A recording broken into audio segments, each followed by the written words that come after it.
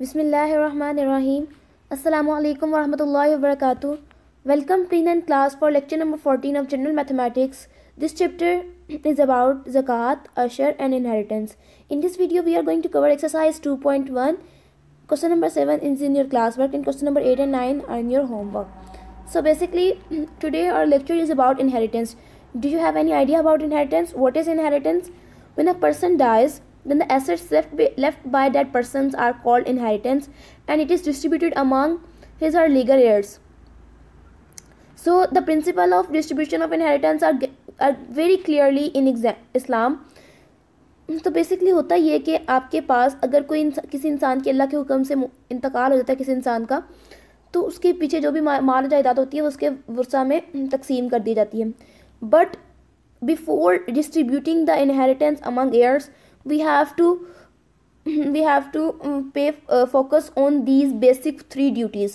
So first duty is payment of funeral expenses, second one is payment of his her debts, and third one is execution of his her wills. So funeral, what's the meaning of funeral expenses? मतलब तदफीन पर जो भी अखराजात होते हैं विरासत तकसीम करने से पहले जब तदफीन पर अखराजात हो रहे हैं उनको पूरा करना ज़रूरी है. इसके अलावा अगर कुछ पे उस आदमी पर या मरने वाले पर कोई कर्जा है किसी का, तो उसे वो उसका कर्जा उतारना भी उसकी माल जायदाद में से पहले वो उतारना सबसे ज़्यादा ज़रूरी है. और अगर उसकी कोई पर्सनल उसकी कोई वसीयत है या उसकी कोई विल उसने लिखवाई हुई है तो उसका पूरा करना भी ज़रूरी है. ओके, सो बेसिकली जब हम ये डिस्ट्रीब्यूशन करते हैं तो we have to distribute the inheritance according to specific ratio of share. So for example, in a case of husband dies, so the share of wife or a widow is 1/4 when he has no child or a genetic grandchild. अगर एक इंसान है, एक आदमी है, उसकी मौत हुई है, उसका कोई बच्चा नहीं है, उसकी कोई औलाद नहीं है, तो उसकी जो बीवी होगी उसके हिस्से में 1/4 मीन्स क्वार्टर पार्ट इनहेरिटेंस का आएगा. टोटल प्रॉपर्टी का 1/4 पार्ट आएगा, right.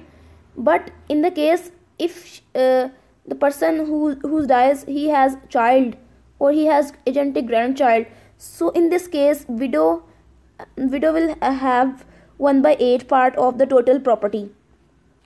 Okay, this is same as for 2 or more wives. अगर 2 या 2 से ज़्यादा बीवियाँ हैं तब भी इसी रेशो से ही उनके दरमियान तकसीम की जाएगी. ओके, अब आपके पास जो भी आपके पास जायदाद है या जितना भी आपके पास प्रॉपर्टी है या जो भी एसेट्स मौजूद हैं उनमें से a son inherits twice as much as daughter.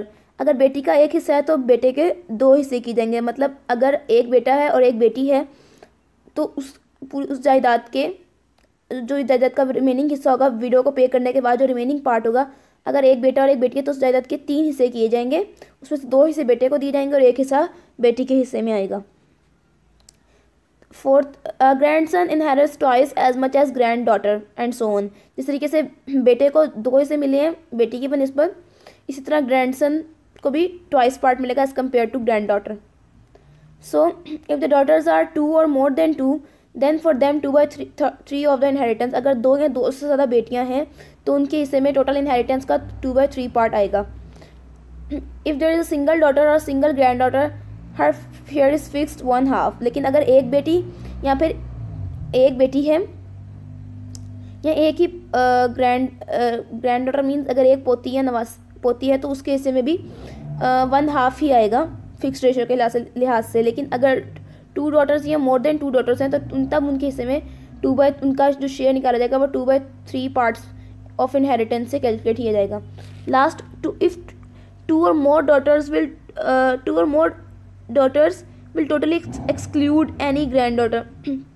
अगर 2 या 2 से ज़्यादा बेटियां हैं किसी इंसान की तो इस केस में उसकी जो ग्रैंड डॉटर होगी उसको किसी भी किस्म की कोई भी इनहेरिटेंस या उसको किसी भी किस्म की कोई भी प्रॉपर्टी कोई शेयर नहीं मिलेगा. So the last point is if there is 1 daughter and granddaughter the daughter inherits 1/2 share and the granddaughter inherits remaining 1/6 then making a total 2/3. तब फॉर एग्जांपल अगर एक बेटी है और एक पोती है तो इस केस में बेटी को 1/2 मिलेगा और ग्रैंड डॉटर को 1/6 मिलेगा बिकॉज क्योंकि हमने टोटल 2/3 कंप्लीट करना है, राइट. 2/3 शेयर इनके हिस्से में आना, तो इनमें इस तरीके से डिस्ट्रीब्यूट होगा दोनों में, बेटी में और ग्रैंड डॉटर में एंड ग्रैंड डॉटर में. सो क्वेश्चन पे मूव करते हैं। Question number 7, work out the share of each if the inherited property amounting to 7,50,000 is left by deceased who also left a widow, 2 sons and 1 daughter। एक आदमी की अगर मौत हुई है और उसने पीछे 7,50,000 रुपीज़ छोड़े हैं। अब वो 7,50,000 रुपीज़ विडो में भी डिस्ट्रीब्यूट, उसकी विडो को भी मिलना है। विडो मीन्स उसकी बेवा बीवी को भी मिलेगा। 2 बेटे हैं उनको दिया जाएगा और इसी तरह एक बेटी को भी दिया जाएगा। तो पहले हम विडो का शेयर निकाल लेते हैं। विडो का शेयर निकालने के बाद जो रिमेनिंग अमाउंट आएगी उसमें से जितना भी रेशो बन रही होगी सन्स की और डॉटर की, उनको फिर उस तरीके से उस लिहाज से डिस्ट्रीब्यूट कर देंगे। पहले विडो का शेयर कैलकुलेट करते हैं। So as you see here कि यहाँ पे जिस आदमी की डेथ हुई है उसके बेटा और उसके चिल्ड्रंस हैं। तो इन दिस केस विडो को 1/8 पार्ट मिलेगा इनहेरिटेंस का या प्रॉपर्टी का जो भी है। So total amount of inheritance is 7,50,000। So share of window किस तरह निकालेंगे? 1/8 मल्टीप्लाई 7,50,000। ओके, आप इस पर कटिंग करेंगे। कटिंग करने के बाद आपके पास जो फाइनल आंसर आएगा, final answer is 93,750 rupees. It's mean अगर एक इंसान के पास जो अमाउंट थी वह 7,50,000 रुपीज़ थी, तो उसकी विडो को 93,750 रुपीज़ उसकी विडो को मिल जाएंगे। राइट, अब हम लोगों ने विडो को तो अमाउंट दे दी है, विडो का शेयर उसको मिल चुका है। Now we have to give the amount to 2 sons and to 1 daughter. तो अब 2 सन्स और 1 डॉटर को कितनी अमाउंट मिलनी है ये कैलकुलेशन करने के लिए हमें पहले पता होना चाहिए कि अब हमारे पास अमाउंट बच कितनी गई है, उसमें से अब उनका हिस्सा निकालेंगे। तो पहले हम रिमेनिंग अमाउंट कैलकुलेट करेंगे। जो अमाउंट हमारे पास टोटल अमाउंट मौजूद थी उसमें से विडो का शेयर माइनस कर देंगे तो हमारे पास रिमेनिंग अमाउंट आ जाएगी। So remaining amount is 7,50,000 minus 93,750 minus करेंगे। सो finally we get 6,56,250 rupees। now we have 6,56,250 rupees। अब हमने जो जितनी भी कैलकुलेशन करनी है वो हमने कैलकुलेशन 6,56,250 के साथ करनी है। ओके, ये तो आपके पास रिमेनिंग अमाउंट आ गई। लेकिन अब बात आ रही है कि आपने 2 सन्स और 1 डॉटर में इनहेरिटेंस या उनकी प्रॉपर्टी को डिस्ट्रीब्यूट करना है। तो पहले हम लोग इसकी रेशो लिख लेते हैं 2 सन्स की। अब जैसे पहले बात हुई थी कि a son inherits twice as much as daughter. अगर डॉटर 1 पार्ट ले रही है तो सन 2 पार्ट ले रहा होगा। और यहाँ पे 2 सन्स है मीन्स इसकी रेशोज किस तरीके से आएगी? रेशोज ऑफ शेयर आप लिखेंगे। 2 सन्स है तो 2 सन्स की रेशो आ जाएगी 2:2 और 1 डॉटर है तो डॉटर की रेशो आ जाएगी only 1। So sum of ratio calculate करेंगे। सम ऑफ रेशो क्या है? 2 + 2 + 1 is equals to 5। So sum of ratio 5 आई है। मीन्स टोटल जो भी अब जितने भी अमाउंट बच गई है इसके 5 हिस्से किए जाएंगे। इस अमाउंट के 5 हिस्से किए जाएंगे और 2 हिस्से एक बेटे को, 2 हिस्से एक बेटे को और 1 हिस्सा एक बेटी को। इस तरीके से 5 हिस्से डिस्ट्रीब्यूट किए जाएंगे। तो हम लोग अगर एक बेटे का भी शेयर निकाल लेते हैं तो दूसरे बेटे का भी ऑब्वियसली शेयर उतना ही होगा, बिकॉज दोनों को 2 पार्ट्स मिल रहे हैं। सो कैलकुलेशन स्टार्ट करते हैं अपनी। सो शेयर ऑफ ईच सन, हम एक बेटे का शेयर निकालें। एक बेटे का शेयर हमने किस में से निकालना है? बेटे का शेयर ट्वाइस होता है, twice divided by total ratio. Total ratio कितनी है हमारे पास? सम ऑफ रेशो क्या आया था? 5। 5 हिस्सों में से 2 हिस्से हमने बेटे को देने, तो 2 डिवाइडेड बाय 5 मल्टीप्लाई किस में से देने हैं? रिमेनिंग अमाउंट में से। रिमेनिंग अमाउंट थी 6,56,250। while doing you have to do the cutting and simplify it। तो इन्होंने यहाँ पे 5 पे कटिंग की है। 5 1 5, इधर 5 1 5, 1 कैरी, 5 3 15, अगेन 1 कैरी, सॉरी 5 1 5, यहाँ पे भी 5 1 5, 1 carry, 5 3 15। Now we have 6, so 5 1 5, 1 carry, 5 2 10, 2 carry, it will become 25, 5 5 25, 5 0 0। आप ये कैलकुलेशन खुद से कटिंग वगैरह करिएगा तो आपके पास आंसर आ जाएगा। यहाँ पे आ जाएगा 2 × 1,31,250। सो 2 × 1,31,250, finally you obtained 2,62,500।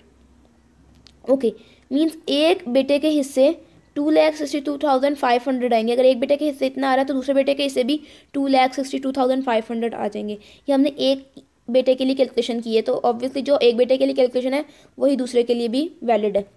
Next we have to calculate the share of daughter. Share of daughter क्या है, बेटी को एक हिस्सा मिल रहा है, कितने हिस्सों में से, 5 हिस्सों में से बेटी को एक हिस्सा मिल रहा है, तो 1/5 मल्टीप्लाइज किस में से मिलना है बेटी को हिस्सा, 6,56,250.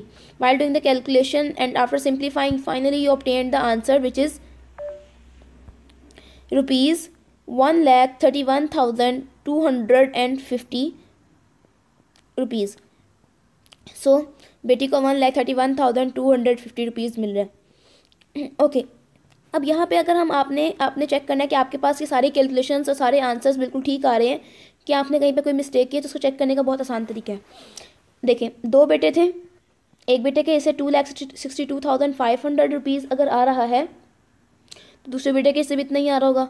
और एक बेटी है, बेटी के हिस्से आ रहा है 1,31,250 और विडो के पास आ रहा था 93,750। अगर आप इस अमाउंट को 1 टाइम, इस अमाउंट को 2 टाइम्स और इस अमाउंट को भी 1 टाइम ऐड करेंगे तो आपके पास फाइनली अगर ये आंसर आ जाता है 7,50,000, इट्स मीन आपकी कैलकुलेशन बिल्कुल ठीक हुई है। तो हम यहाँ पे ऐड करके देखते हैं, मैं आपको ऐड करके दिखाती हूँ एक दफ़ा। पहले हम विडो की अमाउंट लिख लेते हैं, 93,750 प्लस इसी तरीके से हमारे पास ईच सन का शेयर आया था, एक बेटे का शेयर आया था हम लोगों के पास 22,62,500, बट उस आदमी के 2 बेटे थे, डेट्स मैं इस अमाउंट को 2 से मल्टीप्लाई कर दूंगी। प्लस हम लोग करेंगे इसमें share of a daughter. Share of daughter आपके पास कितना आया था, 1,31,250। फाइनली आपने आंसर देखा, आंसर क्या आ गया हमारे पास 7,50,000। तो ये जब हमने सारे शेयर्स कर लिए तो दोबारा हमारे पास वही अमाउंट आ जाएगी जो कि जिस शख्स का इंतकाल हुआ था, उसने जितनी अमाउंट छोड़ी थी वो टोटल अमाउंट हमारे पास वही आ जाएगी। Okay next exercise 2.1 question number 8 and 9 are in your homework, so you should solve these questions by yourself. Thank you so much. Allah Hafiz.